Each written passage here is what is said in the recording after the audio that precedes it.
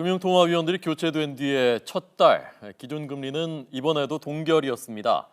구조조정 대상 기업들한테 돈을 대줘야 하는 산업은행 비롯한 국책은행들에 대한 지원 방안은 지금까지 알려진 대로 정부가 선호해왔던 한국은행이 직접 출자하는 방안 대신에 대출하는 방안 쪽으로 가닥이 잡히고 있는 것 같습니다. 유투건 기자 나오십시오.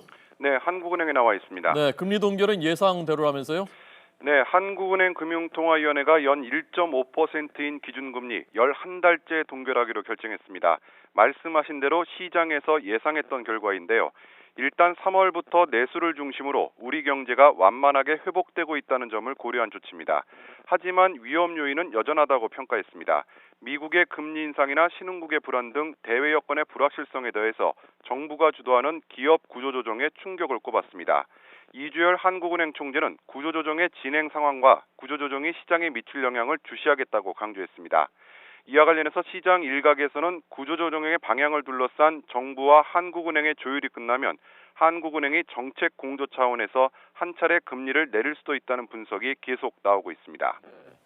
그 구조조정 지원 문제에 대해서 이주열 총재가 구체적으로 어떻게 언급을 했습니까? 네, 그 문제에 대해서는 일단 많은 기자들의 질문이 쏟아졌는데요. 아직 정부와 합의된 것이 없다면서 말을 극도로 아꼈습니다. 이 총재는 그러나 중앙은행에 자금을 투입할 때는 손실을 최소화하는 게 기본 원칙이라고 거듭 강조했습니다. 그러면서 자본 확충 펀드를 하나의 대안으로 논의하고 있다고 밝혔는데요. 자본 확충 펀드는 한국은행이 채권을 담보로 잡고 시중은행 등에 대출을 해주면 그 돈으로 펀드를 만들어서 문제가 되는 국책은행에 다시 대출을 해주는 방식입니다. 직접 돈을 집어넣지 않고 또 나중에 회수하는 걸 전제로 하고 있어서 한국은행 입장에서는 그만큼 부담이 덜한데요. 하지만 자본 확충 펀드를 만들더라도 얼마나 어떤 방식으로 할지도 논란거리여서 막판까지 진통이 예상됩니다. 현재 정부와 한국은행은 다음 달 말까지를 시한으로 두고 비공개 협의를 계속 이어가고 있습니다.